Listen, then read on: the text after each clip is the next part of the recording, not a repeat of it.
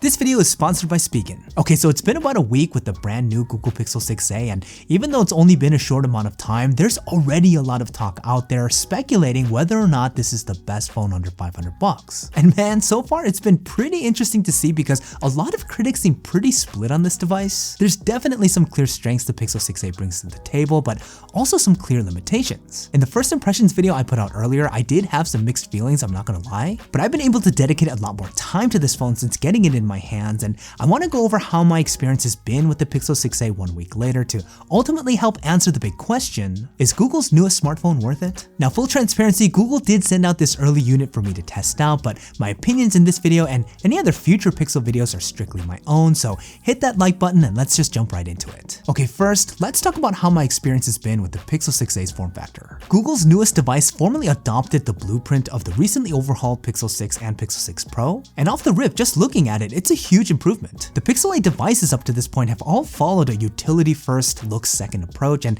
it's kind of led to a look that I would say is not the best. So this new design that I feel does a better job of balancing out utility with aesthetics is no doubt a welcome change of pace. It very closely mirrors the look of the Pixel 6 and 6 Pro with that now signature two-tone color scheme divided by the unique camera bar housing. It also has an edge-to-edge 6.1-inch display providing users with a good amount of screen real estate, and this is the first Pixel device to finally have an in-display fingerprint reader for a cleaner, more refined look. Now, even though the Pixel 6a looks a lot like its bigger brothers, there are some key differences here. The main one being that the back panel is made out of plastic. This really hasn't bothered me at all for the week that I've been testing it out, mainly because it looks and feels totally fine. It doesn't make the phone come off cheap in my opinion, and because it's integrated into a well-finished recycled aluminum frame, it still feels like a premium device to me. The Pixel 6a is also slightly smaller in dimensions than the Pixel 6 and the 6 Pro, but not to the degree that I would classify the phone as small. It's actually a really comfortable size when it comes to navigating around Android OS, and you still get a ton of screen at your disposal. So 1 week later, when it comes to physical design, I'm very happy with the Pixel 6a. It's leaps ahead of what Google was pumping out before in this lineup, and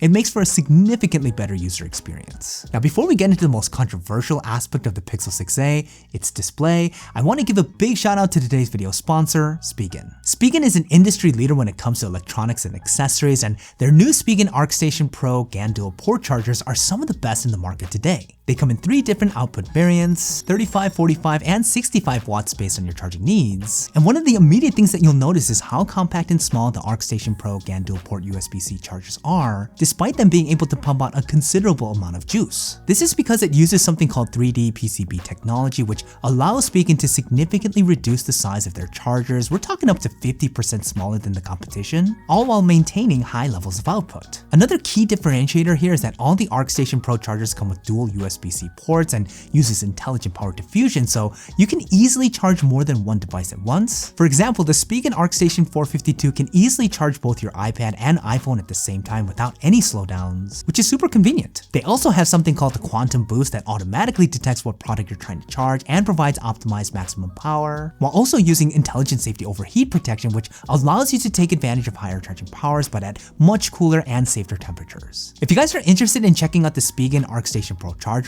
check out the links in the description down below. Give your devices the safe and reliable chargers they deserve. Check out Spigen today. Okay, next, let's talk about the Pixel 6a's display, hands down the area in which the phone has seen the most division. So from a hardware perspective, this is a 6.1-inch OLED panel that comes in a full HD plus resolution, and on paper, it's very similar to the display that's on the regular Pixel 6. And to get right into it, I think it's a pretty solid piece of hardware that performs well. Content comes off sharp, you get saturated colors, and it does support HDR content, though I will say it's not as bright as some of the competition out there. Now, the major area of scrutiny that comes with the Pixel 6a's display has been around the refresh rate, as it does come with the standard 60Hz panel, so this is not going to be that smooth UI navigation experience that you'd get on phones that have 90 or 120Hz refresh rates. And I think it's because so many phones now come with that standard, it's made reviewers like myself, who are usually privy to a wide range of high-end devices, kind of get spoiled by them. 1 week later, I'm convinced that there's nothing wrong with the display at all. It's definitely on par with other Android devices devices rocking a 60Hz panel, and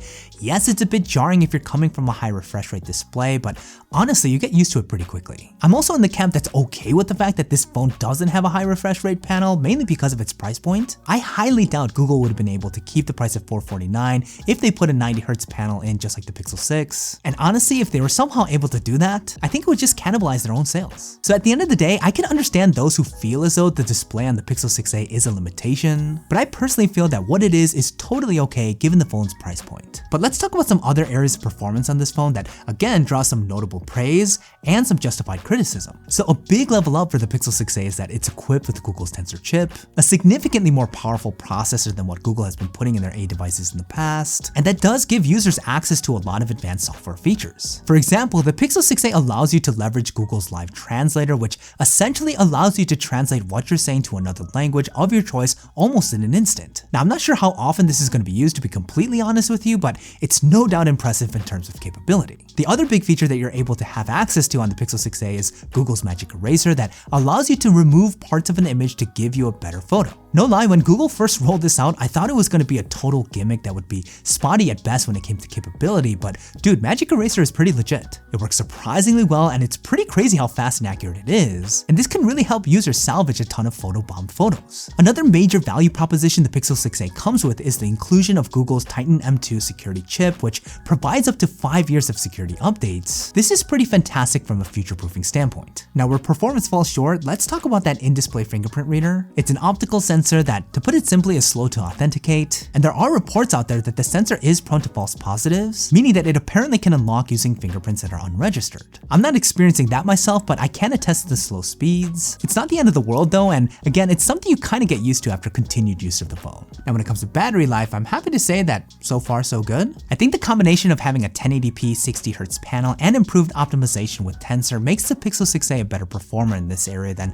the Pixel 6 and the 6 Pro. It does especially well maintaining battery life when using battery saver mode, but I will say that I did notice the phone heat up from time to time, which I know others have been reporting as well. I mainly noticed it when using the camera, but it hasn't been anything that has persisted in my testing. Hopefully it's something that can be resolved with software updates. Now, the last and probably the most important area of performance on the Pixel 6a is going to come down to camera quality, and I gotta say, it's pretty good. It is using the older 12 megapixel sensor that was used on the Pixels of the past, which could come off as a downgrade, but to be honest, this is a tried and true piece of hardware that still performs great today. Pictures still have that classic pixel look that is so widely loved. They're sharp, they have a good amount of contrast and nice punchy colors, and the dynamic range is honestly some of the best I've seen. I will say the edge detection on portrait mode could be better. It goes a bit too aggressive with the blur on the default settings, and it makes the imperfections a lot more noticeable, but when it does nail it, it looks pretty incredible. The wide angle camera does equally well, really nice job here with color matching, and selfies come out great, good skin tones, and again, really good dynamic range, and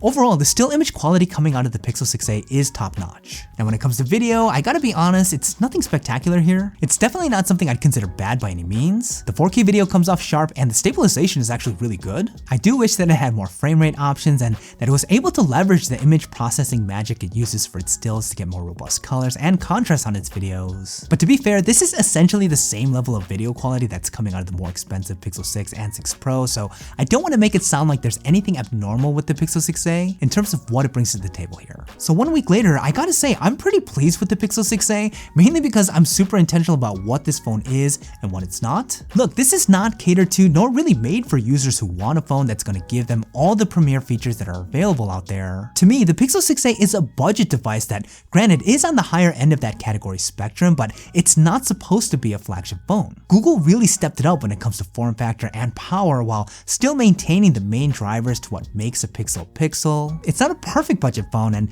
yes, there are others in this similar price point that may offer more in certain areas, but it almost always comes at the cost of something that the Pixel does way better. And bottom line, you're getting a lot here for $449. So at the end of the day, it comes down to what you value more. If you're looking for a budget-friendly way to get pure Android with Google Tensor and best-in-class camera quality, it's going to be hard to top the Pixel 6a. But hey, that's just me, and I want to know what you guys think. What do you guys think about the Pixel 6a? Do you think it's a successful phone for what it is, or does it still leave you wanting for more? Curious to get your thoughts. Let me know what you guys are thinking in the comments down below. Okay, that's about it for this review. Don't forget to leave me a thumbs up if you guys found it useful. Again, I'd really appreciate it. Check out these other reviews if you're looking for more, and I'll see you guys in the next one.